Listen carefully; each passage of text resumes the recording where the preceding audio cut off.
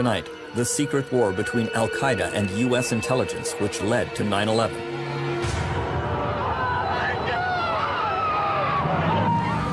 From Pakistan and Afghanistan, through the Philippines, to New York and Washington, a decade-long trail of intrigue and espionage. The covert CIA plot to assassinate Osama bin Laden. I could tell you where he was last night, but I couldn't tell you where he was going to be tonight. And the intelligence failure which let the hijackers in. 16 of the 19 shouldn't have gotten into the United States in any way at all. An inside account of what was going on behind the scenes on 9/11. Evacuation of the White House. The panic at the White House. We decided to evacuate the compound. Aboard Air Force One, the president was out of touch. That was a very, very frightening moment. The military was in the dark. A fighter pilot planned to ram into a hijacked airliner. I'd have one hand on the stick and the other on the ejection handle. Tonight, a feature documentary presentation. The secret history of 9/11.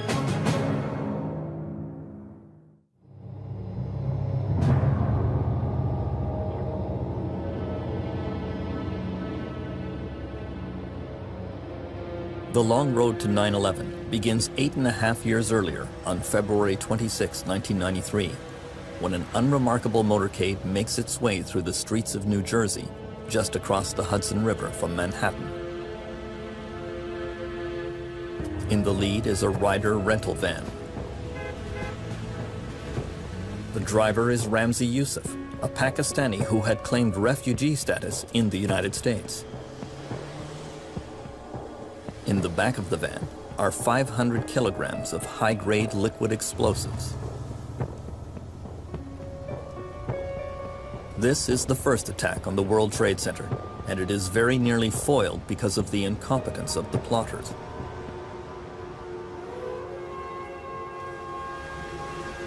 They almost run out of gas and have to stop on the way to the target.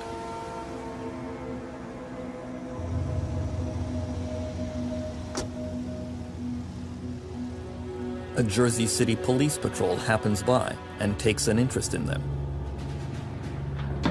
Ramzi Youssef decides to outweight the police by pretending to have engine trouble. His stalling works.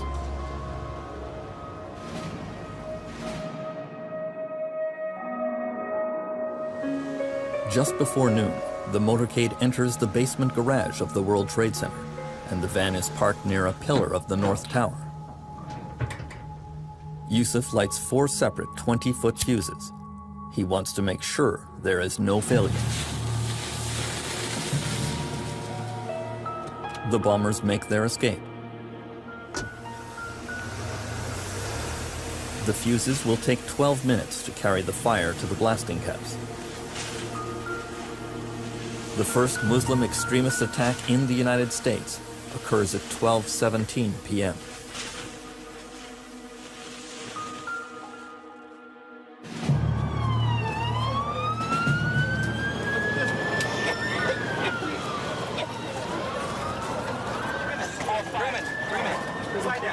Let's go get oxygen. The conspirators had hoped to bring down the towers, but the bomb was not that powerful. It did cause the panicked evacuation of the World Trade Center, as well as 6 deaths and over 1,000 injured.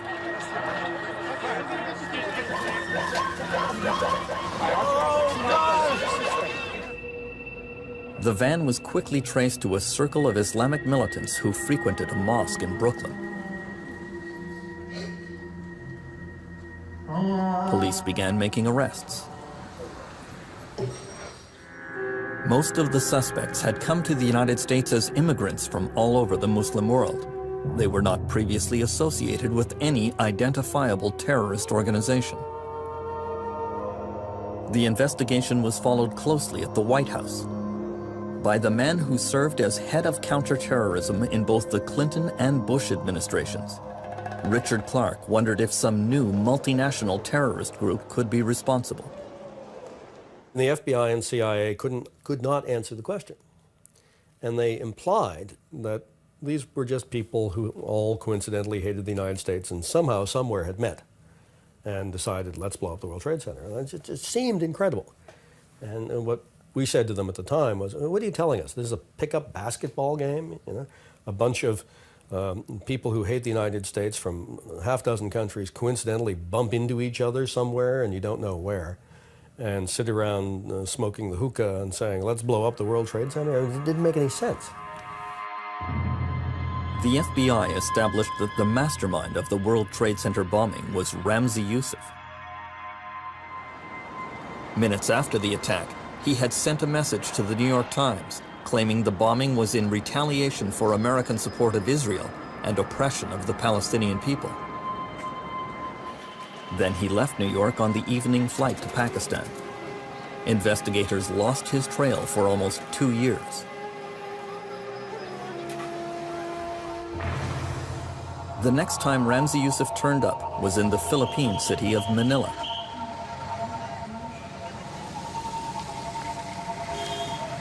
He had rented one of the Josefa apartments here on Quireno Avenue. He turned the apartment into a bomb factory. He was working on a new plan to attack the United States. He developed a nitroglycerin-type explosive that he would conceal in empty bottles of contact lens fluid. He designed a timing mechanism with Casio watches and a detonator powered by 9-volt batteries, which he hid in the heels of boots.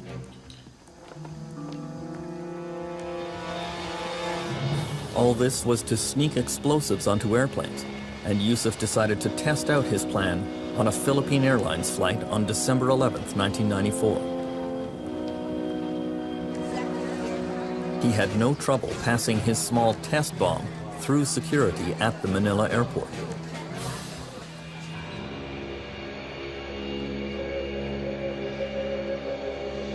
On board the flight, he slipped his bomb into a pocket under his seat.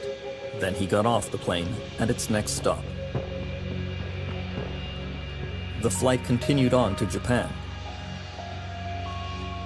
At 11:43 a.m., just off the coast of Okinawa, the bomb exploded.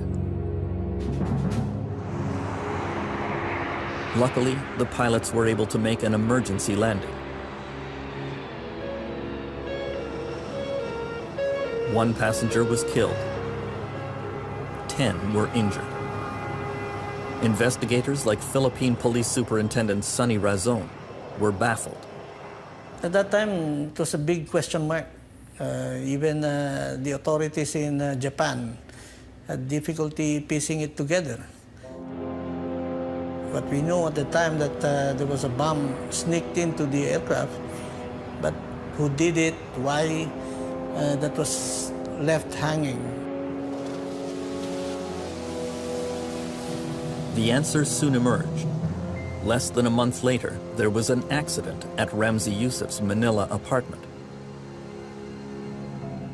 On the night of January 6, 1995, Yousef and an accomplice were mixing chemicals when they miscalculated and started a fire. Choking smoke filled the apartment. The 2 men fled. Within minutes, police were on their way to investigate. Inside the Josefa apartment, police found religious garments which would allow bombers to disguise themselves as priests. They found pipe bombs and other evidence which revealed a plot to assassinate Pope John Paul II, who was arriving within days to visit the Philippines. But the most devastating plot was discovered on Yousef's computer.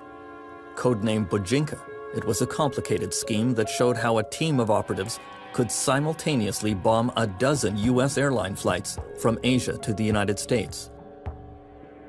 The attack would kill up to 4,000 people in one day. I was amazed. Takes a lot of planning, takes a lot of coordination. See, so it would tell you that it's not only Yousef alone doing it. Ramzi Yousef managed to escape the Philippines, but police were able to arrest his accomplice, Abdul Hakim Murad. In an interrogation that went on for weeks, Murad revealed an even larger plot to attack U.S. landmarks with aircraft. He admitted that he is a trained pilot. He was precisely recruited for that, to undertake a mission, fly a small aircraft loaded with explosives, and even volunteered that one possible target is the CIA headquarters in Langley, Virginia. In 1995, Ramzi Yousef's plot to attack U.S. landmarks with aircraft was taken seriously. The CIA issued a national intelligence estimate, which said several targets are especially at risk. National symbols such as the White House and the Capitol, and symbols of U.S. capitalism such as Wall Street. We assess that civilian aviation will figure prominently among possible terrorist targets in the United States. That CIA report was over 6 years before 9/11.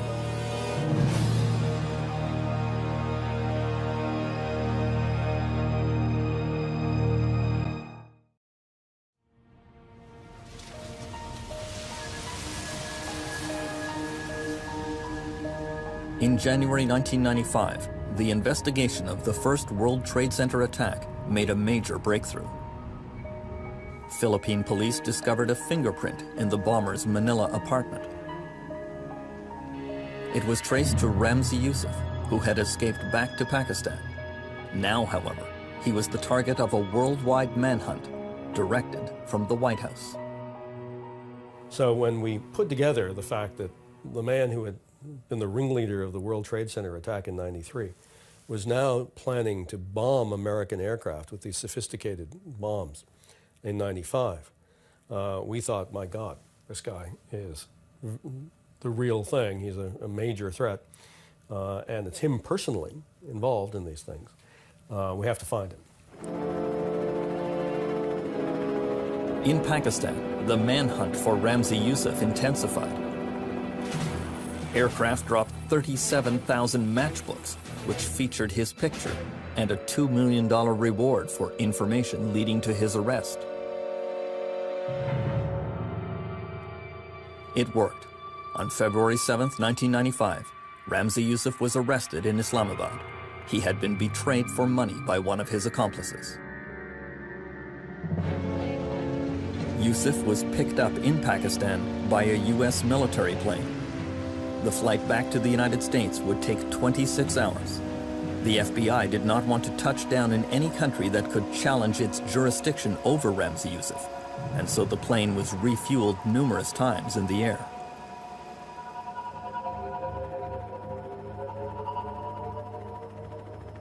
Once in New York, Yousef was taken by helicopter into downtown Manhattan. He was in the custody of the lead FBI agent in the World Trade Center investigation, Bill Gavin.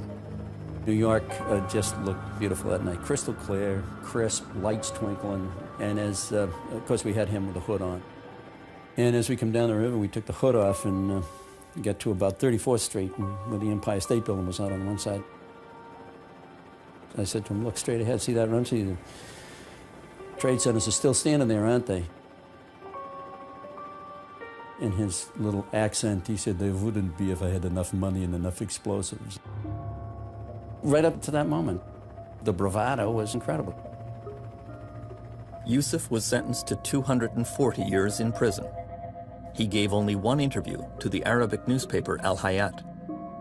He told correspondent Ragita Durrang about a new Islamic militant group that would rise up to challenge the United States.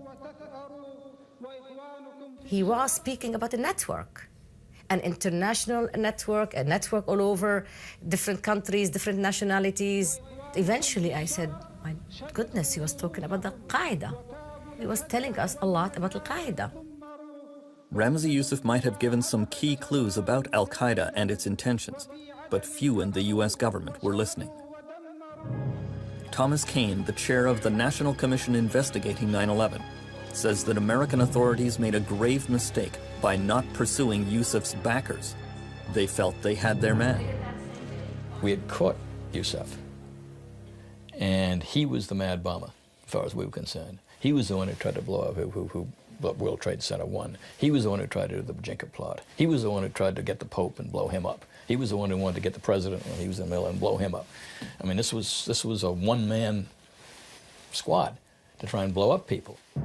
But Yusuf was not a one-man squad. While in prison, he made a key mistake and placed a call to his uncle, Khalid Sheikh Mohammed. American investigators soon realized Mohammed had provided financing for the first World Trade Center attack and had played a central role in the plot against U.S. commercial airliners. He would go on to become the mastermind of the 9/11 operation.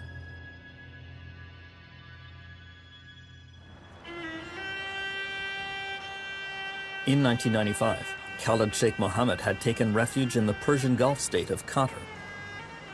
Members of the royal family there were known supporters of Islamic militants. The U.S. government decided to try to kidnap Khalid Sheikh Mohammed and bring him back to face American justice. But Richard Clark says there was no great enthusiasm for the job.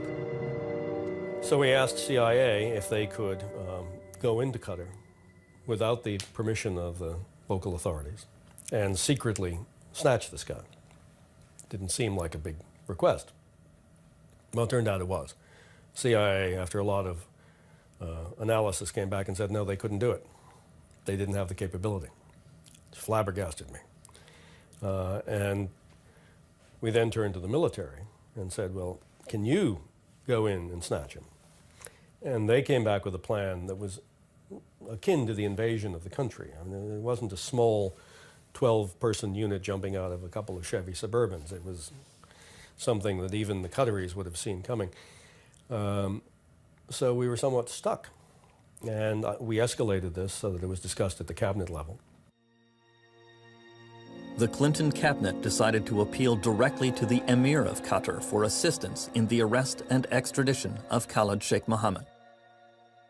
Shortly after we had that contact, Khalid Sheikh Mohammed fled the country.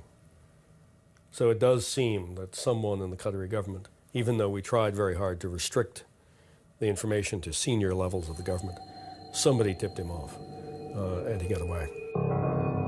After his escape, the FBI issued a wanted poster for Khalid Sheikh Mohammed. He was indicted in the United States on charges related to the plot against U.S. aircraft, but American investigators lost his trail. He would come back to haunt them. Mohammed had disappeared into Afghanistan, where he would pursue his dream of attacking the United States with commercial airliners. He would find a new backer for his plans, the mysterious Saudi financier, Osama bin Laden.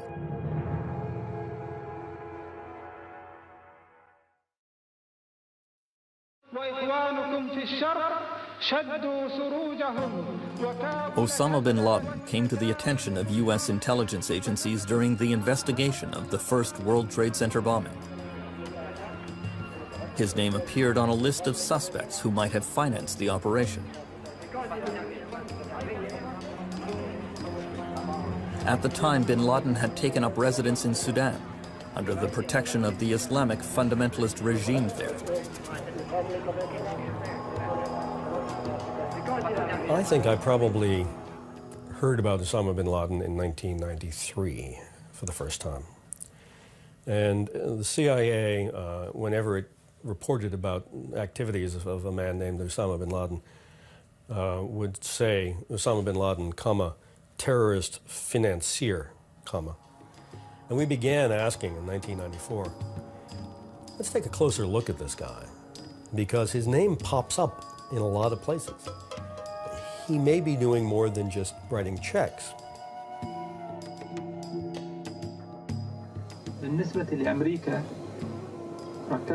By 1996, Osama bin Laden had moved to Afghanistan and called upon the Muslim world to wage war against Americans. The CIA had formed an entire unit devoted to following bin Laden and al-Qaeda. The first chief of the CIA bin Laden unit was Mike Scheuer. By the end of '96, it was apparent that bin Laden was much more than a tall Saudi spendthrift, that he was a very articulate man and a very much a odd combination of a medieval theologian and a 21st century CEO. He was someone who could manage an organization and drive it toward particular goals. In the next few years, Osama bin Laden methodically built up al-Qaeda. In 1997, he opened his training camps near Khost, Afghanistan. Mujahideen from all over the world arrived to receive elaborate military instruction.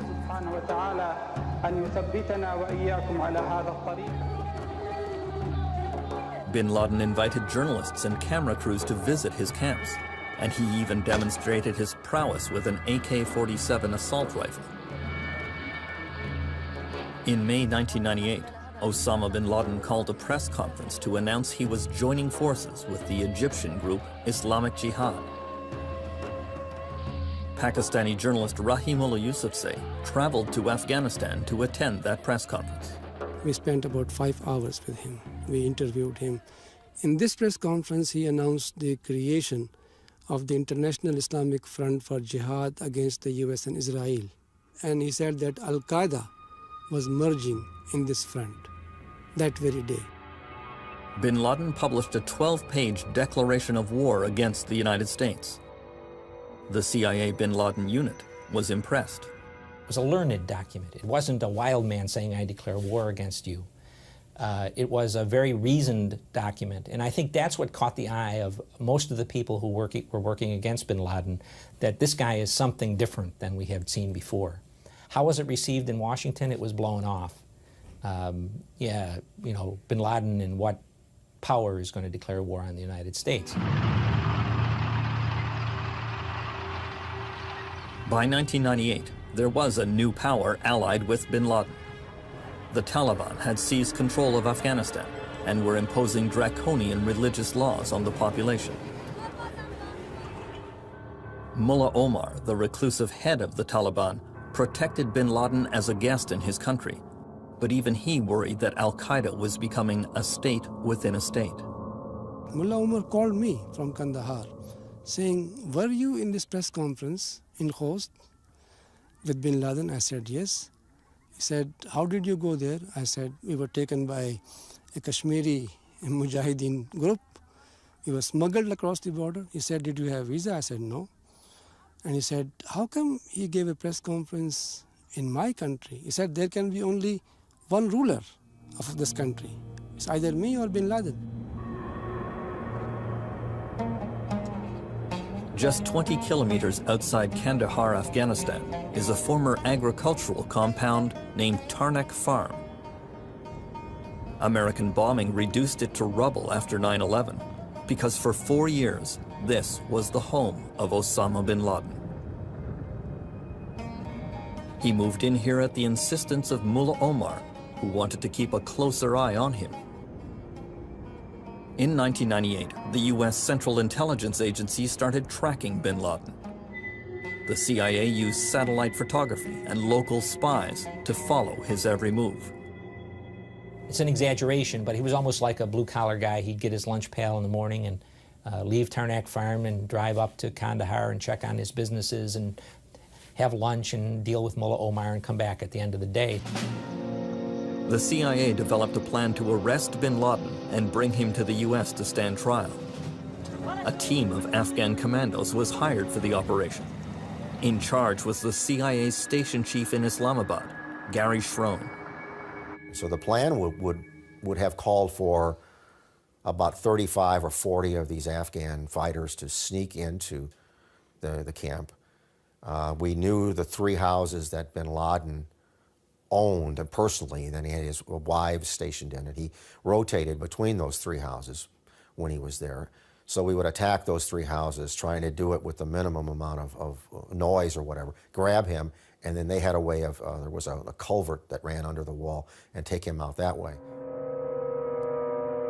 The Tarnak Farm kidnap operation was scheduled for the night of June 23, 1998. Then, just before it was to go ahead, there was a debate at the White House about how many people were likely to be killed. I said, well, there will be a gunfight. There's no way that once an alarm is raised that these guys aren't going to pour out of their homes with AK-47s and all. And so I think that was one of probably the deciding factor in when the plan was presented, where it was just simply finally rejected. While the U.S. government hesitated about attacking Osama bin Laden, he attacked them.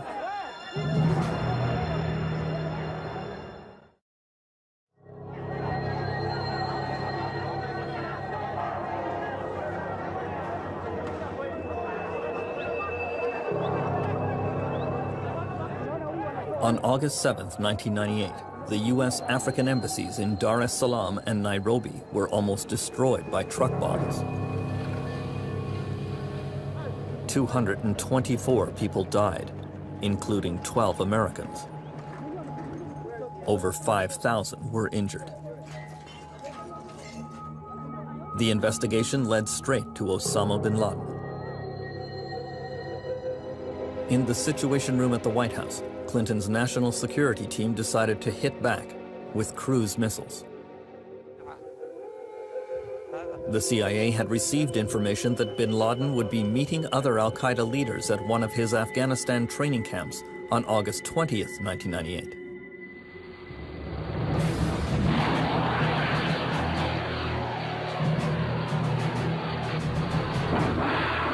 The cruise missiles fired from the Arabian Sea traveled over Pakistan and landed in the Afghan training camps, but narrowly missed bin Laden. Bill Clinton's crisis management team was disappointed, according to the president's deputy national security advisor, James Steinberg. We had hoped, and there was some reason to think that bin Laden might be there, and he wasn't at the time of the attack. And so it is a reminder that this is a very, very difficult thing to do, and that there's, as people have correctly said, there's a limited effectiveness to this particular tactic in dealing with this kind of problem. Cruise missiles are not well designed to deal with this kind of threat.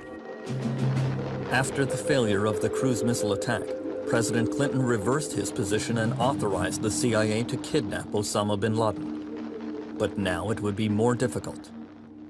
He was no longer the blue-collar guy in the lunch bucket. He was moving at different times of the day in different vehicles. He was staying overnight in places away from Tarnack Farm. So we revived it, but the chances of success were marginal after the cruise missile attack. I could tell you where he was last night, but I couldn't tell you where he was going to be tonight. And that was, every day it was like that. So you couldn't get ahead of him. You couldn't get your guys, our guys, out in front of him. We were always trailing about a half a day behind. In late December 1998, CIA field agents were finally able to get ahead of Osama bin Laden. They received a tip that he would be coming to visit Kandahar. He would be staying overnight here at the governor's mansion. American ships in the Arabian Sea prepared their cruise missiles to strike the governor's mansion. CIA agent Gary Schroen emailed headquarters, "Hit him tonight. We may not get another chance."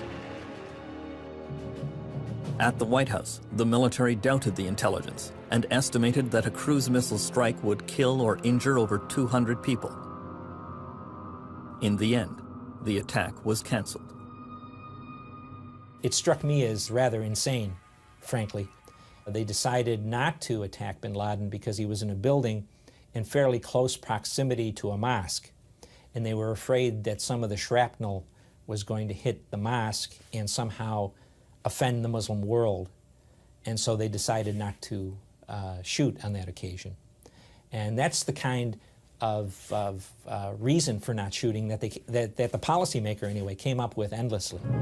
Raise your right hand and I put you under arrest. The missed opportunities to capture or kill Osama bin Laden in the 1990s were a key topic in the investigations of the 9/11 Commission. Vice Chair Lee Hamilton defends the policymakers at the Clinton White House. There's always the question that arises, who else you're going to kill? If they're with other people, what's the collateral damage going to be? How many women and children are going to die? How many innocent people are going to die? And those are decisions that a political leader they have to wrestle with those. The Clinton administration's last good chance to kill Osama bin Laden was at a falcon hunting camp in southern Afghanistan in 1999. Falcon hunting is wildly popular with the ultra-rich throughout the Arab world.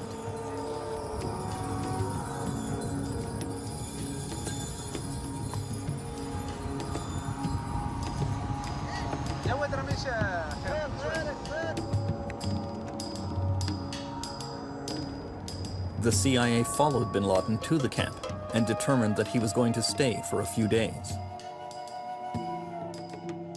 But satellite photos also revealed the presence of a military C-130 aircraft from the United Arab Emirates, indicating that senior officials from the UAE government were hunting with bin Laden. Once again, the White House decided to stand down. They did not want to take the chance of killing some of America's closest allies in the Persian Gulf. Look, these guys know who bin Laden is. They know he's sponsored murder. He's maimed and killed thousands of Muslims. And they're hosting him. They're welcoming him. They're treating him nicely. As I said to my wife when I came home, then I said, well, you know, if you lie down with dogs, you wake up with fleas. And these guys are lying down with the biggest dog in the world, and we ought to take the shot. And the consequences to them, you know, that's, well, too bad. Members of President Clinton's national security team say they were less concerned about the cost of hitting bin Laden and his friends, and more preoccupied with the cost of missing. You don't want to look like you can't succeed. That one thing we were very conscious of is that to undertake a number of attacks that failed would not only not achieve our purpose, would actually strengthen bin Laden and his group. It would look like that we couldn't get him and that we were ineffective in getting them. In December 2000, when George W. Bush was finally declared the winner of the U.S. presidential election, he sat down for a private meeting with Bill Clinton at the White House. In that meeting, Clinton says he told Bush that al-Qaeda was the biggest threat to the United States, and that not catching or killing bin Laden was one of the greatest regrets of his presidency. Did Bill Clinton want bin Laden dead? Absolutely. Absolutely. Bill Clinton had an enormous frustration that he had ordered, Clinton had ordered al-Qaeda leaders, not just bin Laden, to be arrested. That didn't work. And then he changed the order and said, well, since it's evident that you can't arrest them, you're authorized to kill them. And nothing happened. And he really didn't understand why CIA was so ineffective and couldn't do that. I, George Walker Bush, do solemnly swear that I will faithfully execute the office. On January 20th, 2001, George W. Bush was sworn in as President of the United States. 5 days later, Bush received a memo from his White House counterterrorism director, Richard Clarke, saying, "We urgently need a principles-level review of the al-Qaeda network." That urgently required meeting would not take place for almost 9 months. For the new Bush administration, al-Qaeda was a low priority.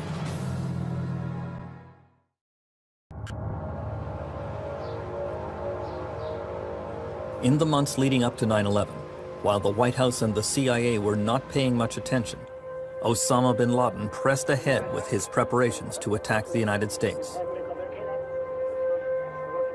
We can now reconstruct what was going on inside al-Qaeda. Because of Khalid Sheikh Mohammed, the mastermind of the 9/11 operation. He had been wanted in the United States for years on terrorism charges. Arrested in 2003, Mohammed became a key source of information for the 9/11 Commission. Khalid Sheikh Mohammed, he's the one who really got the plot going, originated the plot, talked about how to hire the hijackers and all of that. So he knows more about it than anybody else who's still alive. And so he was immensely important. The testimony of Khalid Sheikh Mohammed was recently introduced into evidence in a U.S. court. The testimony is based on hours of interrogations. Mohammed proudly described how he sold bin Laden on the idea for the 9/11 attacks and how they settled on methods and targets. After the 1993 attacks on the World Trade Center, I decided that explosives and bombs could be problematic. And so I focused on using airplanes as weapons. The most attractive targets were high buildings, both for their relative ease of targeting as well as for the symbolic impact. Bin Laden expressed his desire to simultaneously hit the Pentagon, the White House, and the United States Capitol building. He had Nawaf al-Hazmi and Khalid al-Mihdar in mind for the operation. Khalid al-Mihdar and Nawaf al-Hazmi were al-Qaeda recruits from Saudi Arabia. They had obtained visas to the United States with the hope that Osama bin Laden would send them there on a suicide mission. They were the first two hijackers assigned to the 9/11 plot. Khalid Sheikh Mohammed gave the two men a basic training course for their mission. He showed them Hollywood movies to teach them how hijackers could seize control of airplanes. He used a flight simulator program to show them the basics of piloting. The program would allow them to practice crashing into buildings. At the time, he did not tell them all the details of his plan. I told these two that they were being sent to the United States for flight training. They weren't provided with the specific targets of the operation. When they left for the United States, even I didn't know what they would be.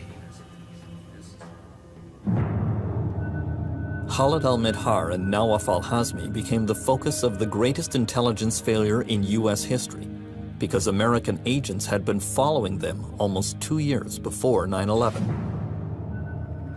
Their trail was first picked up in December 1999 by the U.S. National Security Agency, which monitors international telephone traffic. An agent was listening in on a telephone line in Yemen that had been previously used by Osama bin Laden. He heard arrangements being made for a trip involving al-Mihdar and al-Hazmi. Both had already been identified as al-Qaeda agents. The CIA tracked the two men as they flew to Kuala Lumpur, Malaysia, and had them followed. They were photographed with other al-Qaeda suspects at a meeting at this condominium on the outskirts of Kuala Lumpur. Then, the CIA lost their trail. 1 week later, the two men flew into the United States and landed at Los Angeles International Airport. The CIA knew that Khalid al-Mihdar had a U.S. visa, and yet that information was not shared with the FBI or U.S. Immigration. The two names did not appear on the list of suspected terrorists kept at all U.S. entry points, and so the men had no trouble slipping through the net. This was one of the most terrible things we found out in our work, in that the intelligence agencies had cultures where they kept things very much to themselves, and they didn't share information with other intelligence agencies. Had they shared information, very possible the plot would have been disrupted. The two al-Qaeda suspects made their way to San Diego. Before long, they both had driver's licenses, and Nawaf al-Hazmi was even listed in the San Diego phone book. The two men signed up for lessons at a local flight school, but they were completely lacking in natural abilities. After a few sessions, their instructor, Rick Garza, told them that there was just no point in continuing. They seemed to have a very strong interest in flying larger aircraft, and that's when they brought up the subject of flying Boeings. Where can we learn to fly Boeings? And I just kind of chuckled a little bit, and I said, it's a long road before you get to Boeings, you know, several years from now. But you have to start out in the smaller aircraft. If you can't fly the little four-seat aircraft, there's no way you're going to be able to fly a Boeing. The two men reported back to Khalid Sheikh Mohammed that learning to fly was a lot more difficult than expected. He was surprised. Bin Laden and I never considered whether any special skills or talents were needed to pilot an aircraft. We thought that learning to fly an airplane was much like learning to drive a car. It was easily accomplished with the correct instructions. It was a mistaken judgment. The al-Qaeda leadership decided that they needed hijackers to pilot the planes who would be much more proficient in English and comfortable in the West.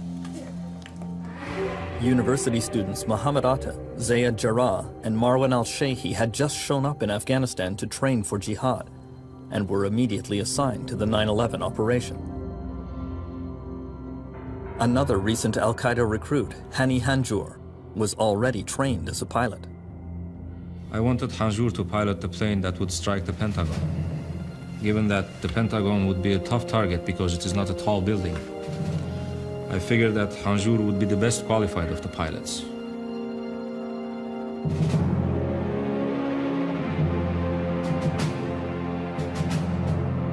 While al-Qaeda was relentlessly pushing forward with the 9/11 plot, U.S. intelligence found a new weapon in its secret war against Osama bin Laden.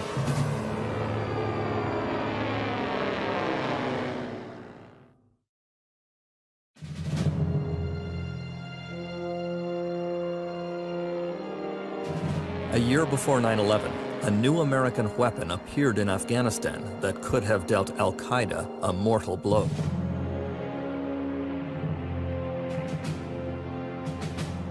The Predator was an unmanned aircraft, remotely piloted by CIA technicians in neighboring countries, or even back in the United States. The drone was equipped with a camera that would beam back real-time video images to CIA headquarters. On its very first flight over bin Laden's home at Tarnak Farm on September 7, 2000, the Predator captured video of a tall man dressed in white, surrounded by commandos dressed in black. CIA headquarters was convinced it was Osama bin Laden. 3 weeks later, another flight captured a very similar scene.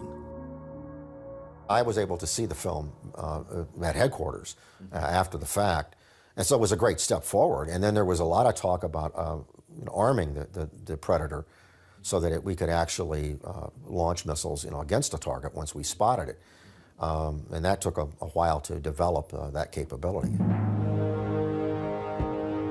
As work proceeded on arming the Predator with Hellfire missiles, the new weapon became the focus of infighting in Washington. The CIA argued that it should not have to pay for the Predator or to replace it if it crashed. It wanted the Defense Department to foot the bill. At the White House, Richard Clarke reacted with a blistering memo. He wrote, "Either al-Qaeda is a threat worth acting against or it is not. CIA leadership has to decide which it is and cease these bipolar mood swings." Clarke knew, however, that he was now widely dismissed as being obsessive about Osama bin Laden. Now, an awful lot of people looked at bin Laden and said, well, he really hasn't done that much.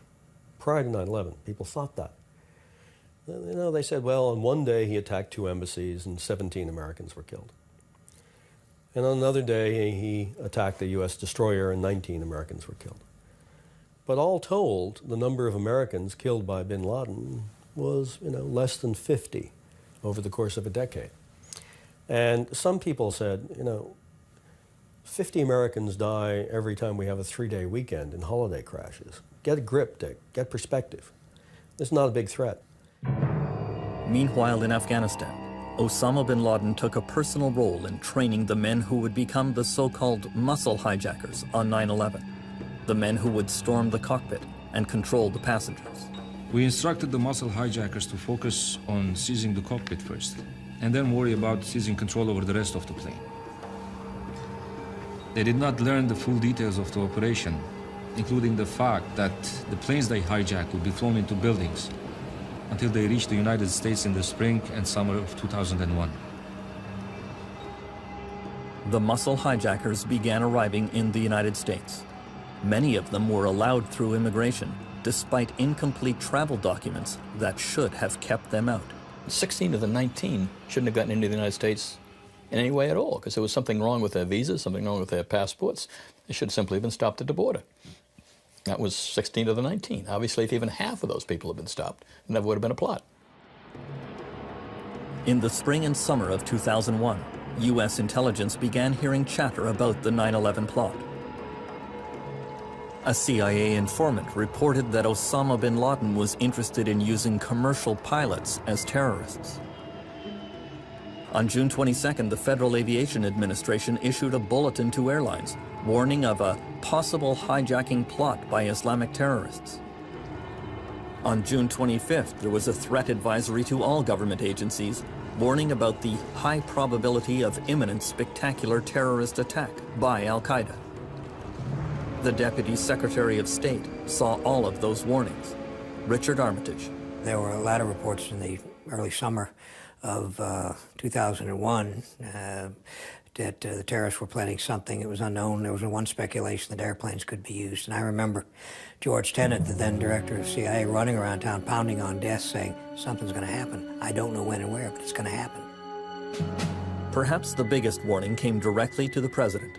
On August 6, 2001, while on vacation in Crawford, Texas, George Bush was given his presidential daily brief.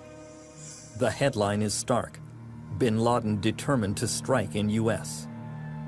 The document suggested Al-Qaeda would follow the example of World Trade Center bomber Ramzi Yousef and bring the fighting to America. It highlighted patterns of suspicious activity in this country, consistent with preparations for hijackings or other types of attacks. But no action was taken. In that fateful summer of 2001, Counterterrorism Director Richard Clark decided he had had enough. He asked to be reassigned. So I thought, maybe they're right, that it looks like I am Captain Ahab going after the white whale. And maybe if somebody else were in this job and came to the same conclusion that Al-Qaeda was a major threat, then maybe they'd believe them. In August 2001, the CIA finally shared some key intelligence that could have prevented the 9/11 attack. The CIA told the FBI that Nawaf al-Hazmi and Khalid al-Midhar were Al-Qaeda agents with U.S. visas and should be tracked down. Unfortunately, the FBI request to find the two was labeled routine, giving the searchers 30 days to respond. The information on the two in Los Angeles came too little, too late. There was no great sense of urgency here, that an attack was imminent, and we just didn't proceed as urgently as we should have. FBI headquarters finally took notice that the two Al-Qaeda suspects had flown into Los Angeles 18 months earlier. And so this cable was sent to the FBI office in LA asking for their help in tracking al-Midhar and al-Hazmi. The cable is dated September 10th, 2001. All this investigation came just too late. On the morning of September 11th, this is Nawaf al-Hazmi in the blue shirt, going through the security checkpoint at Dulles Airport in Washington. With him is his younger brother, Selim al-Hazmi, pilot Hani Hanjour, and Khalid al-Midhar.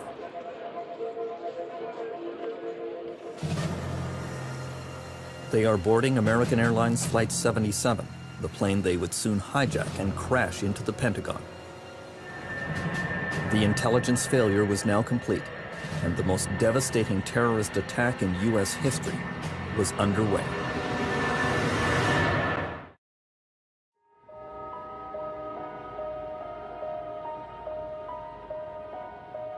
September 11th, 2001 dawned bright and clear in New York City as an estimated 50,000 people made their way to work at the World Trade Center.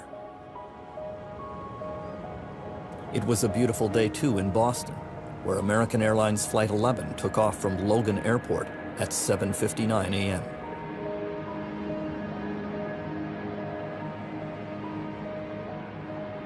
United Airlines Flight 175 took off from the same airport just 15 minutes later. At that exact moment, 8:14 a.m., the Al-Qaeda hijackers took control of the first plane, American 11. The first notification of the hijacking came from flight attendant Betty Ong, who phoned in the news to American Airlines at 8:19. Okay, my name is Betty Ong. I'm I'm number 3 on flight 11. Okay. And the cockpit is not answering their phones. And there's somebody staffed in business class, and we can't breathe in business class. Somebody's got mace or something. We can't breathe. I don't know. I think we're getting hijacked.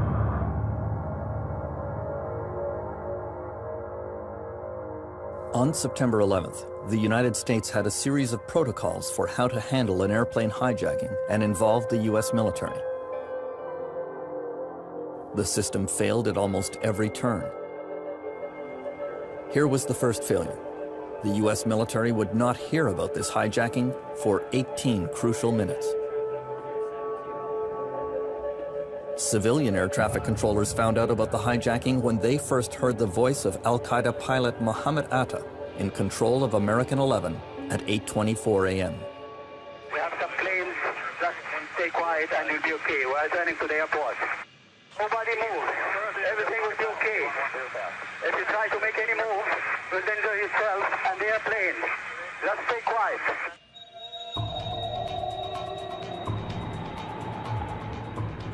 At 8:27 a.m., American 11 made a sharp turn to the south, heading for New York City.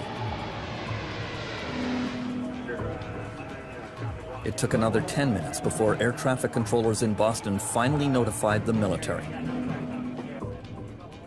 The Northeast Air Defense Sector in Rome, New York, happened to be in the middle of an exercise.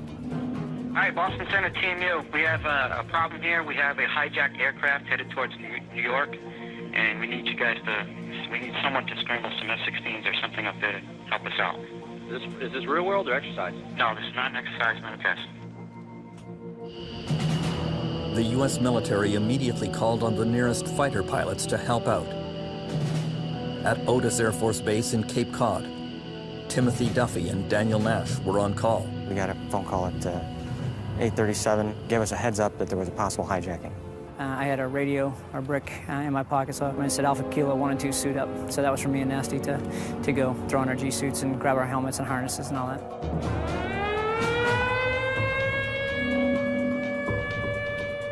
The horn goes off, lights go off, and we start going through the scramble procedures. It took several key minutes for the pilots to get into their jets. On the tarmac, a supervisor briefed them on the target. He filled me in on where we were as far as the American flight, being a 767 on its way to California. It was a suspected hijack, and he said, looks like the real thing, go.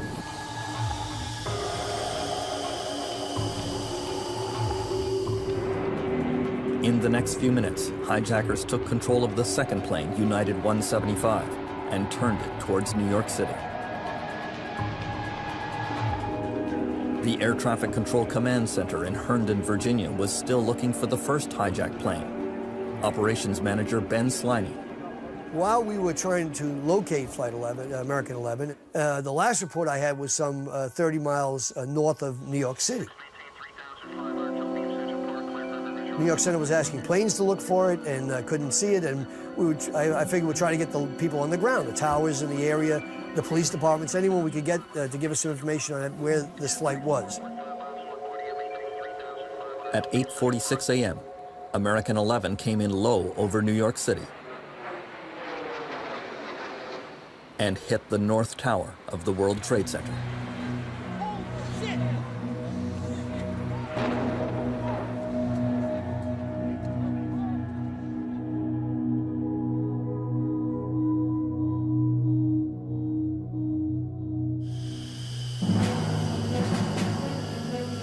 The fighter jets from Otis Air Force Base were not even in the air yet. They were only able to take off 7 minutes later.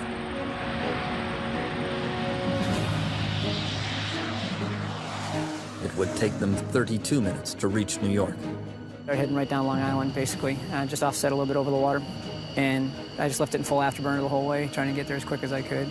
But we had no idea what was going on. Just in, you were looking at obviously a very disturbing live shot there. That is the World Trade Center, and we have unconfirmed reports this morning that a plane has crashed into one of the towers of the World Trade Center. CNN Center right now is just 3 minutes after impact. CNN was broadcasting video of the hole in the North Tower. Clearly something There was speculation it was a small aircraft. The south end of the island of Manhattan. No small plane would bounce off that building. And, you know, those buildings are just not in any flight path. In other words, it would be on a clear, sparkling blue sky day. It's inconceivable that someone would run into the building. My eyes are seeing one thing, and my brain is saying, well, that can't be true.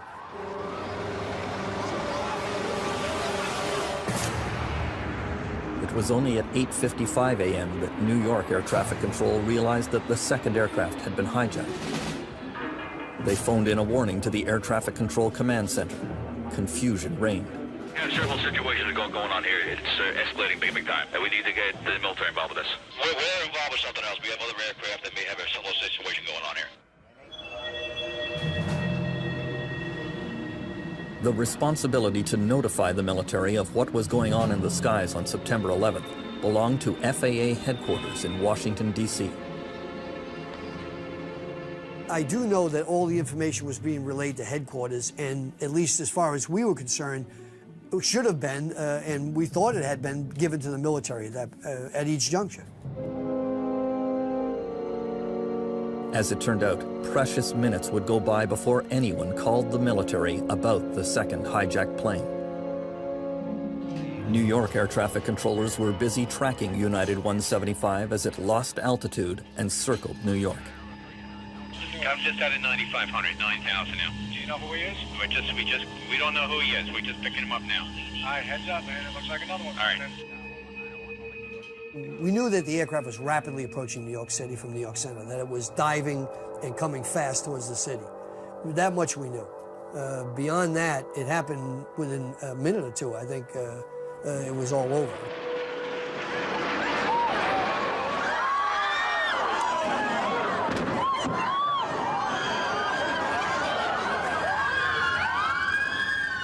The military only learned about the second hijacked aircraft at the very moment it crashed into the South Tower of the World Trade Center at 9:03 a.m. The nearest jet fighters were still a long way off. I guess we were probably about 60 miles out, 70 miles out from Manhattan, and that's when they came back and said the second aircraft just hit the World Trade Center. Obviously, that was a shock to me because I thought there was only one. There wasn't a cloud in the sky, and it was probably better than 100 miles visibility, so from where we were, you could see everything very, very clearly. You could see both buildings burning.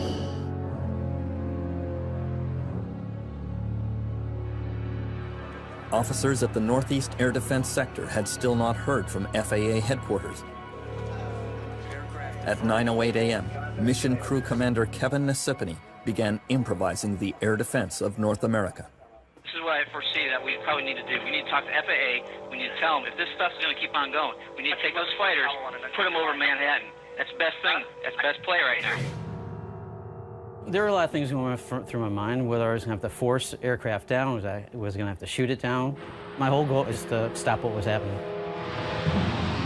People lose track of how much chaos there was. We were in a situation that was just a mess, you know, and we were trying to get our arms around it a little bit. The chaos on 9/11 was not just in the sky. Some of the worst confusion was around the president.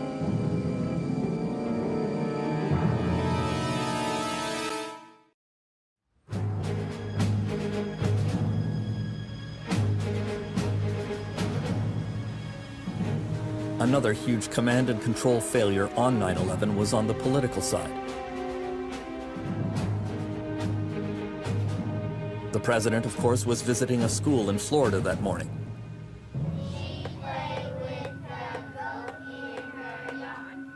After hearing about the first crash into the World Trade Center, he insisted on carrying on with his planned activities.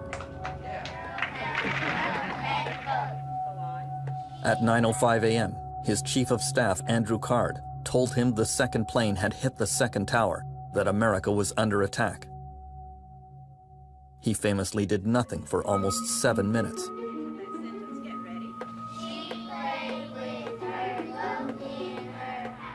He later said he was trying to project an image of calm.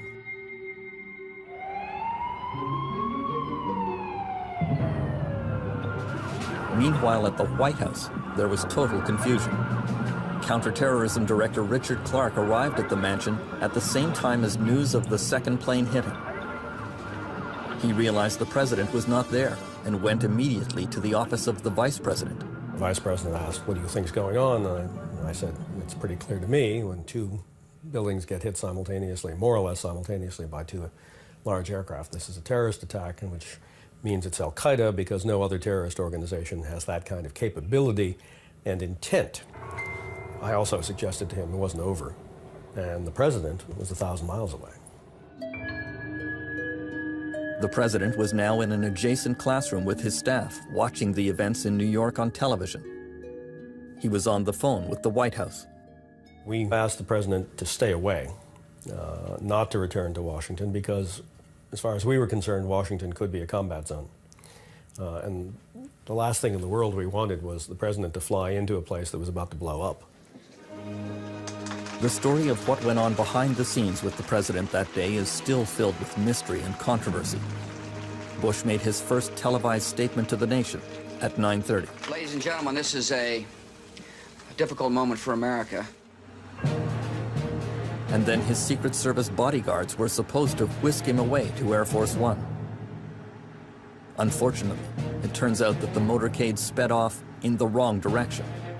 After several kilometers, the Secret Service had to perform an embarrassing U-turn in order to head for the airfield. Inside the presidential limousine, there was more chaos. The president was trying to speak to his staff at the White House, but all the secure telephone lines were down. The communication system overloaded. Mr. Bush was reduced to trying to contact Washington on a borrowed cell phone, but even that didn't work. The president said to us, I could not get, for a while we just broke, the communications from the White House broke down, and I couldn't reach them. They couldn't reach me. And that was scary on both sides, because the president is the only one who can give certain orders that need to be given. Mr. Bush expected the communications problem to be solved when he boarded Air Force One in Florida at 9:45 a.m. But the phones there worked only sporadically. In the case of any kind of an attack on the United States, what you're supposed to do is get the president off the ground. And Air Force One then becomes the command center. And the president is then safe and is commanding the forces of the United States from the air. The communications didn't work. The president's senior advisor, Karen Hughes, was trying to call him through the White House switchboard. And the operator came back, and I remember his voice was kind of shaky, and he said, "Ma'am, we cannot reach Air Force One." And that was a very, very frightening moment, because of course I'd never had that happen before. On September 11th, not only was the president out of touch, the White House was left unprotected. At 9:30 a.m., 2 more jet fighters took off from Langley Air Force Base near Washington. But due to mistaken communication, they were given a flight plan which took them east out over the ocean. They went almost 250 kilometers in the wrong direction. In the White House, Richard Clark was wondering why there were no jet fighters overhead. We certainly asked right away for combat air patrol. I would guess that probably the Defense Department had already requested it. It seemed like it took forever. Things were about to get worse. Shortly after 9 a.m., American Airlines realized that another of their planes, Flight 77, was probably hijacked. Again, relaying the news to the U.S. military would be delayed, this time by half an hour.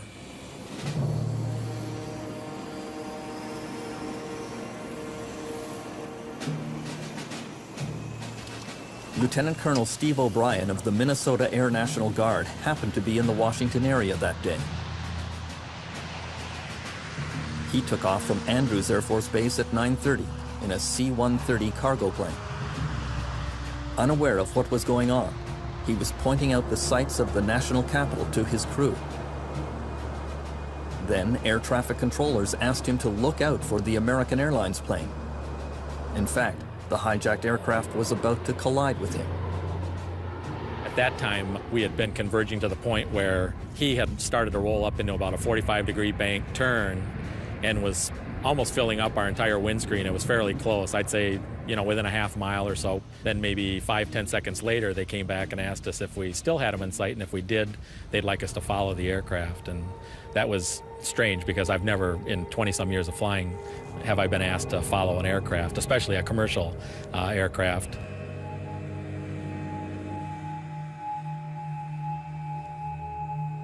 American Airlines Flight 77 would crash into the Pentagon at 9:37 a.m. We saw the explosion, and I knew right away what had happened. The way it hit the Pentagon, it didn't look like it was an accident. I mean, most pilots, if they've got an emergency going on in their aircraft, they're going to do everything they can to avoid populated areas and certainly avoid, hitting a big building if they can. After the Pentagon was hit, Richard Clark gave the order to evacuate the White House. On a given day, there are probably a couple thousand people in that area. And we evacuated all of that very early on. Just told people to leave and get out of the city. As almost everyone was rushing out of the White House, the president's senior advisor, Karen Hughes, was on the way in. I walked in and there was no one there. Everyone that I'd seen had guns drawn, looking as if they were ready to, use them if need be, and so I didn't want to surprise anyone. I remember yelling, "Hello? Hello, is anyone here?" And two Secret Service agents ran around with their weapons drawn, ran into the foyer, and then they, once they realized it was me, took me to meet the Vice President. After the Pentagon was hit, the Vice President had been taken to a bunker deep in the ground under the White House. He ordered emergency measures designed to ensure continuity of the U.S. government in the event of nuclear war. Around Washington, senior government officials were rushed off to bomb shelters and other secure locations in case more planes hit more key decision-making centers.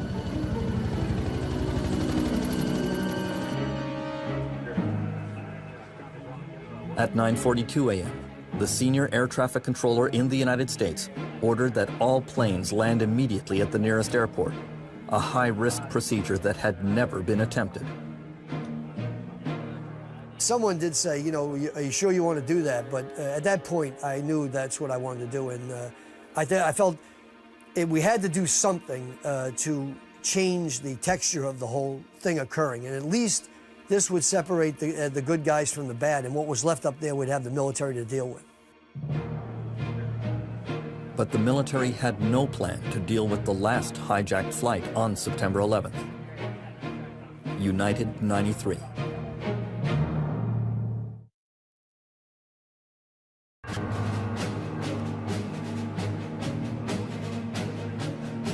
At 9:23 a.m. on 9/11, an alert flight dispatcher at United Airlines had sent out a text warning to his airline crews. Beware any cockpit intrusion. 2 aircraft hit World Trade Center. The captain of United Airlines Flight 93 was confused by the message and wrote back at 9:28, "Confirmed last message, please." Apparently, he did not secure his cockpit, because 2 minutes later, his radio was transmitting the sound of the hijackers attacking.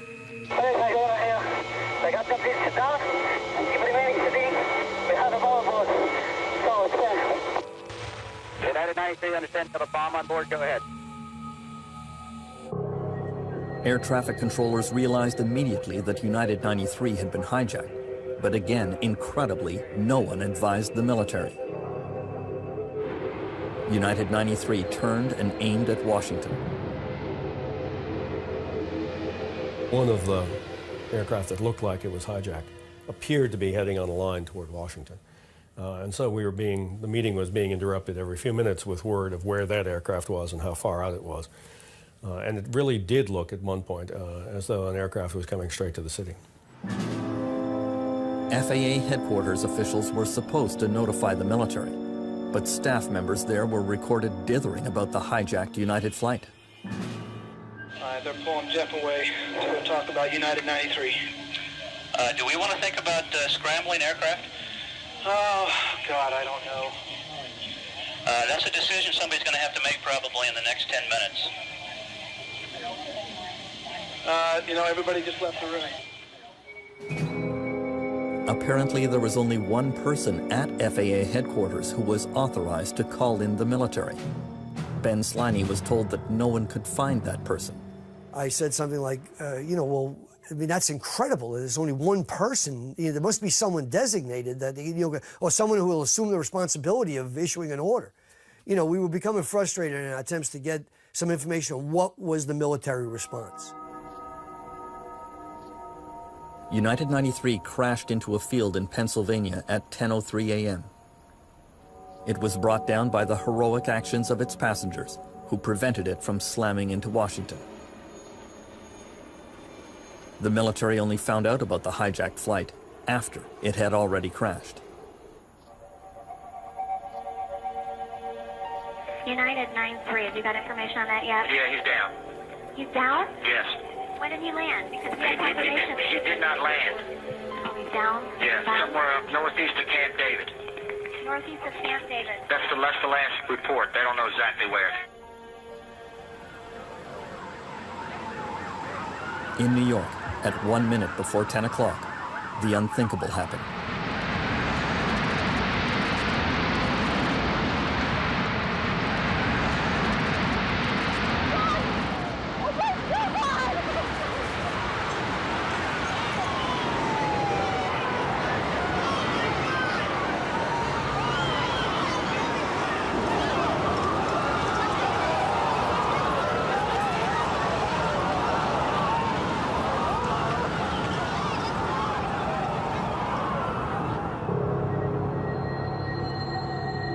After the first tower collapsed, Timothy Duffy was asked to fly over and have a close look at the second tower. So I told him I'm going to take a look at it from above. So I flew kind of right up over the top of it and just banked the plane up so I could look down and see it. It looked really good to me. I was looking at it, looked straight up and down, no problems, no leaning or twisted of any kind. And I was literally just getting ready to key the mic saying, I think you can save it. As I was looking at the roof, it was just a perfect square. It just started getting smaller. And, for a few seconds, I really didn't know what I was looking at because I didn't have anything to put it in proper perspective until I saw the plume coming out of the bottom and I realized it was falling away from me. Oh, my God!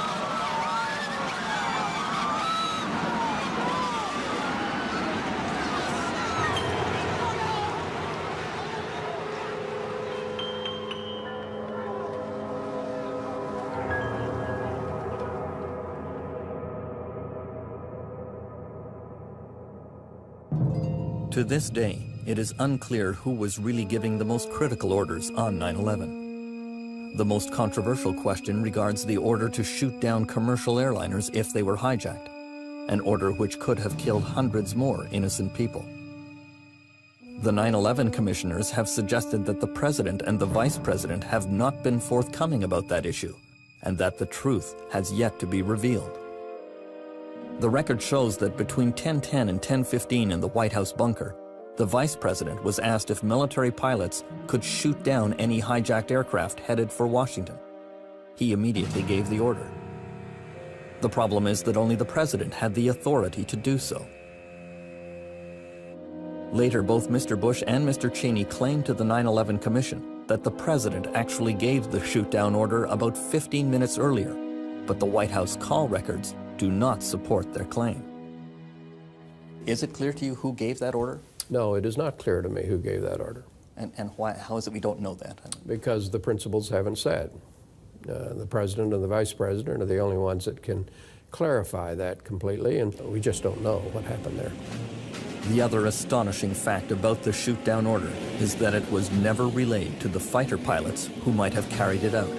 No, we never got the order. What we were told is you can expect to shoot down the next hijack track. It was kind of informational only. There was no order, no authentication, nothing even remotely close to what would be required to fire on a plane. The idea that the President of the United States can have an order and the Air Force doesn't get it, that's serious stuff. There is one pilot who received a shoot-down order, but he was not in a position to execute it. Mark Saskill flies out of Andrews Air Force Base, just a few kilometers from the White House. He received the order not through the proper military channels, but directly from the Secret Service in the White House bunker with the Vice President. Desperate to get some protection over Washington, he took off in the only jet available, which was unarmed.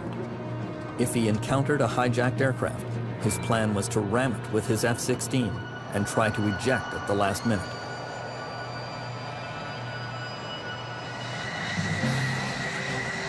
Well, I'd have one hand on the stick and the other on the ejection handle, and hopefully I could play it right to get out after I did hit the airplane.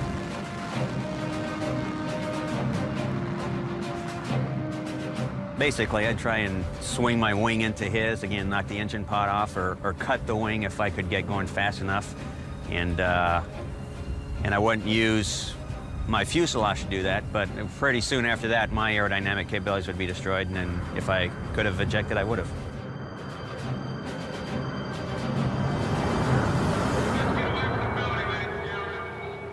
In Washington, government workers were told to go home.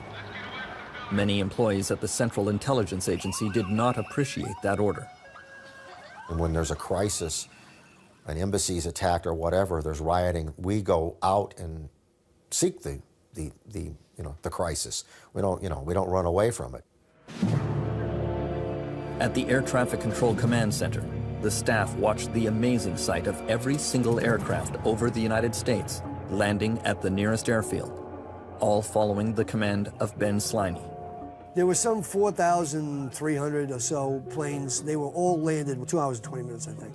I did not want to hear about another plane either heading towards something or being intercepted or, God forbid, crashing.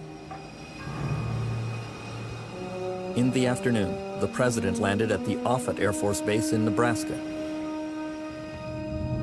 Because of the communications problem on Air Force One, he was transported to an underground bunker there. Just before 3 p.m., Mr. Bush began a teleconference with the White House and the Pentagon. As soon as he sat down, he said, "I'm returning to Washington." And we said, "No." Well, I think the vice president first said, "No, that's not a good idea." He said, "Look, I am returning to Washington. I've decided. Air Force One is out there getting refueled. When it's ready, I'm coming back. So you've got however long that takes to tell me what's going on." Late in the day, when the president finally returned to Washington, he found out about the intelligence failure that led to 9/11, and he set the United States on a path to war.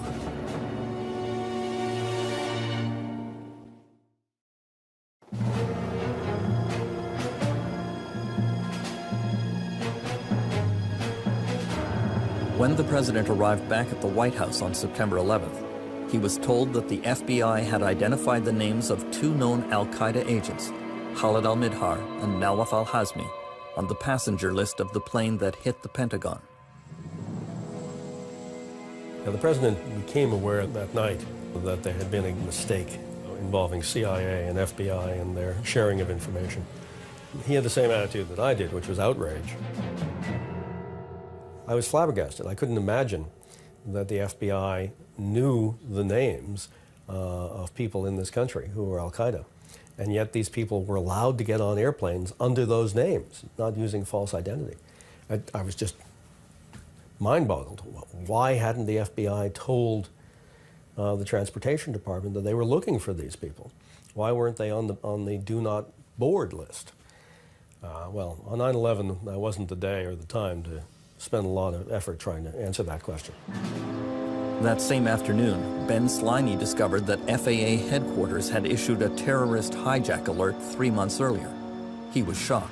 That hijack alert wasn't transmitted to air traffic control. That hijack alert was transmitted to airlines. And I say with dismay because I think we would have reacted, I believe in my heart we would have reacted so much quicker to that. You would have had 16,000 sets of ears and eyes and very inquisitive minds looking at everything that could possibly be suspicious with that type of information in our heads. On the evening of September 11th, Richard Clark drove home through the deserted streets of Washington. He stopped and gazed at the smoldering Pentagon. It's sort of the kind of hockey game where if the other team scores one goal, you've lost the game. And when they launched that attack on September 11th, we all felt that they had won, and we had lost. It used to be that America felt our oceans protected us, that we were somehow a little less vulnerable to perhaps those type of attacks than other countries across the world. But at that day, our entire view of America's security changed, and it caused our national security team and the president to reevaluate America's security in light of this very different threat in the world. From the beginning of the Bush administration, Richard Clarke says that he did everything in his power to coax them into action against al-Qaeda, without success. In the 24 hours following 9/11, the Bush team was ready to go to war, but Mr. Clarke says they picked the wrong target. Well, in meetings on September 11th and on September 12th, the Defense Department officials, including Secretary Rumsfeld, began talking about the need to attack Iraq. Now, I first thought they were kidding, and it became clear they weren't. Rumsfeld said, well, yeah, we could attack Afghanistan, but there aren't very many targets to bomb in Afghanistan, and they're not worth very much. So we should bomb Iraq where there are much better targets. And I thought, but there's no connection between what just happened and Iraq. That didn't seem to bother them. I said, well, attacking Iraq actually will make it more difficult for us to get the kinds of support we need in the world, particularly in the Muslim world. That didn't seem to bother them. Secretary Powell tried to have a restraining influence on this discussion. Secretary Powell said, look, the world is not going to understand if we don't go after Afghanistan. That's where the attack of September 11th was launched from. So reluctantly, during the course of the week, the Defense Department came around to a consensus, and the consensus was called Afghanistan First. And that's what the President approved, an Afghanistan First policy. It was very clear what was second, and what was second was Iraq. There has been a lot of controversy about the Bush administration's truthfulness about 9/11. Even 8 months after the attack, Condoleezza Rice maintained that there had been no warnings. I don't think anybody could have predicted that these people would take an airplane and slam it into the World Trade Center, take another one and slam it into the Pentagon, that they would try to use an airplane as a missile, a hijacked airplane as a missile. One could not have not known about that. There were, known plans to us to fly a plane into the CIA. We certainly knew about other operations in other parts of the world involving flying a plane into a target. So it was on everybody's radar screen, and I don't accept the argument somehow this couldn't have been imagined or something. It was very much something that people understood was a potential method of attack. From the 1995 intelligence estimate, which predicted terrorists would use airplanes as weapons to attack U.S. landmarks, to the hijacking threats that were communicated to the President in August 2001, there were a lot of warnings on the path to 9/11. Many of them came through the counterterrorism chief at the White House. Mr. Clarke, could I ask you to raise your right hand so we place you under oath? Richard Clarke testified as the star witness before the 9/11 Commission in March 2004. I do. In a statement, Clarke apologized to all the families who lost relatives on 9/11. Your government failed you. Those entrusted with protecting you failed you. And I failed you. We tried hard, but that doesn't matter because we failed. This is a failure of government right down the line. Whether it's the intelligence agencies, whether the immigration people, whether it's the FAA, whether it's, you name the agency. They all shared here in a culpability. There's nobody who worked for the United States government in that period who doesn't share some part of the responsibility. Richard Clarke quit his job as counterterrorism director in the Bush administration. At the end of his long war against al-Qaeda, he was left with an overwhelming feeling of guilt. I think everybody involved in the counterterrorism effort prior to September 11th feels guilty that they didn't do more. Or if they don't feel that way, they ought to.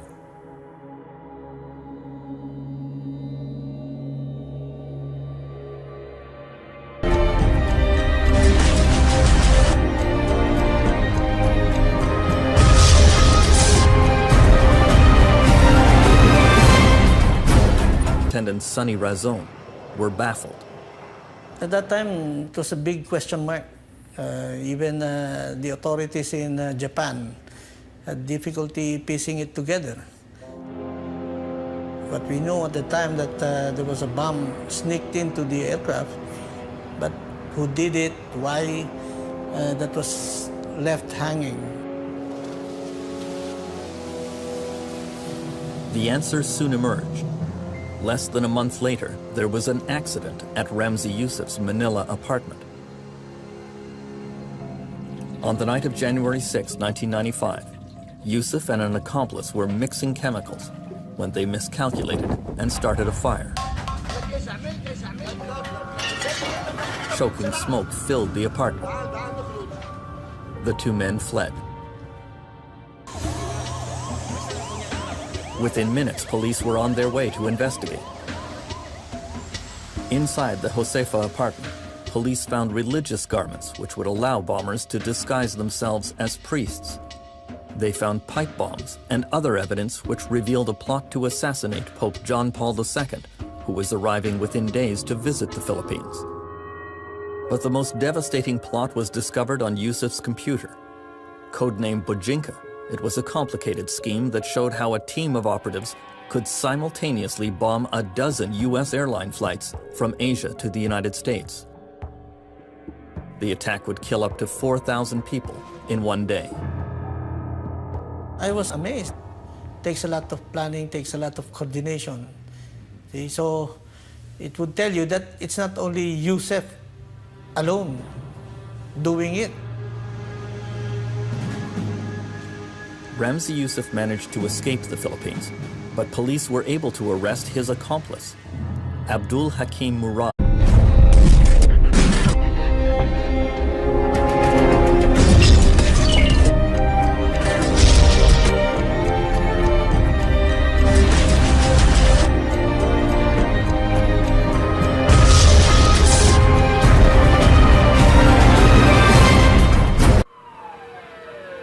Tonight, the secret war between Al-Qaeda and U.S. intelligence which led to 9/11.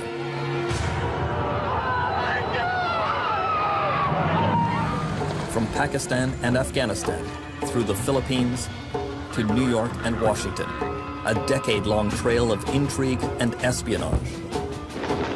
The covert CIA plot to assassinate Osama bin Laden. I could tell you where he was last night, but I couldn't tell you where he was going to be tonight. And the intelligence failure which let the hijackers in. 16 of the 19 shouldn't have gotten into the United States in any way at all. An inside account of what was going on behind the scenes on 9/11. Evacuate the White House. The panic at the White House. We decided to evacuate the compound. Aboard Air Force One, the president was out of touch. That was a very, very frightening moment. The military was in the dark. A fighter pilot planned to ram into a hijacked airliner. I'd have one hand on the stick and the other on the ejection handle. Tonight, a feature documentary presentation. The secret history of 9/11.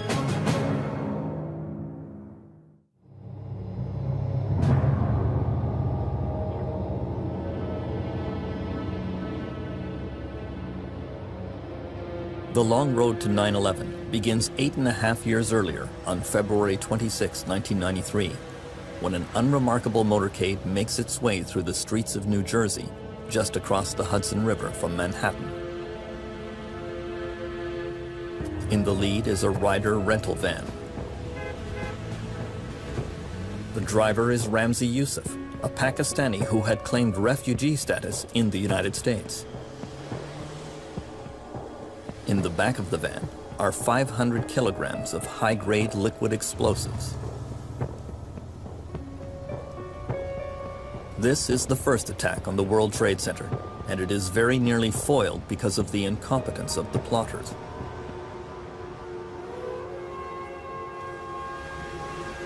They almost run out of gas and have to stop on the way to the target.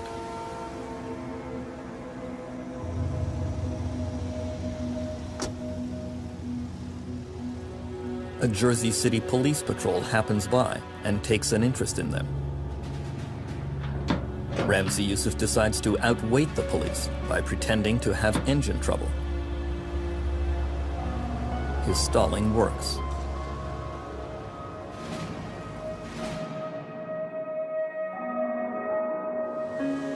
Just before noon, the motorcade enters the basement garage of the World Trade Center, and the van is parked near a pillar of the North Tower. Youssef lights 4 separate 20-foot fuses. He wants to make sure there is no failure. The bombers make their escape. The fuses will take 12 minutes to carry the fire to the blasting caps. The first Muslim extremist attack in the United States occurs at 12:17 p.m.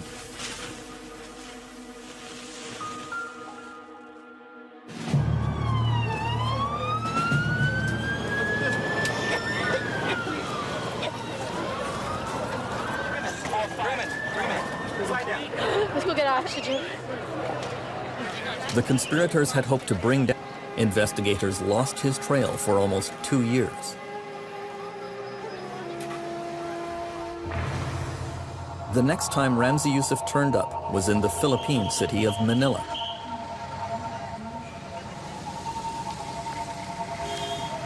He had rented one of the Josefa apartments here on Quireno Avenue. He turned the apartment into a bomb factory. He was working on a new plan to attack the United States. He developed a nitroglycerin-type explosive that he would conceal in empty bottles of contact lens fluid. He designed a timing mechanism with Casio watches and a detonator powered by 9-volt batteries, which he hid in the heels of boots.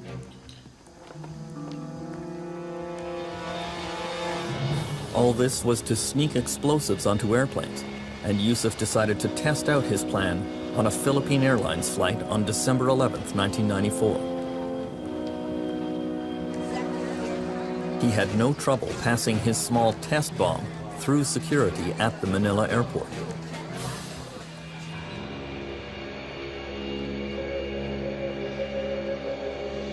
On board the flight, he slipped his bomb into a pocket under his seat. Then he got off the plane at its next stop. The flight continued on to Japan. At 11:43 a.m., just off the coast of Okinawa, the bomb exploded. Luckily, the pilots were able to make an emergency landing. 1 passenger was killed. 10 were injured. Investigators like Philippine police superintendent downed the towers, but the bomb was not that powerful. It did cause the panicked evacuation of the World Trade Center, as well as 6 deaths and over 1,000 injured.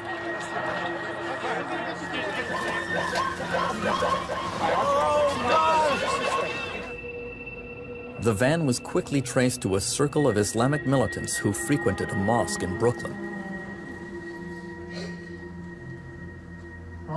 Police began making arrests. Most of the suspects had come to the United States as immigrants from all over the Muslim world. They were not previously associated with any identifiable terrorist organization. The investigation was followed closely at the White House by the man who served as head of counterterrorism in both the Clinton and Bush administrations. Richard Clarke wondered if some new multinational terrorist group could be responsible. The FBI and CIA could not answer the question. And they implied that these were just people who all coincidentally hated the United States and somehow, somewhere had met and decided, let's blow up the World Trade Center. And it just seemed incredible. And what we said to them at the time was, what are you telling us? This is a pickup basketball game? You know, a bunch of people who hate the United States from a half dozen countries coincidentally bump into each other somewhere and you don't know where, and sit around smoking the hookah and saying, let's blow up the World Trade Center. It didn't make any sense. The FBI established that the mastermind of the World Trade Center bombing was Ramzi Yousef. Minutes after the attack, he had sent a message to the New York Times claiming the bombing was in retaliation for American support of Israel and oppression of the Palestinian people.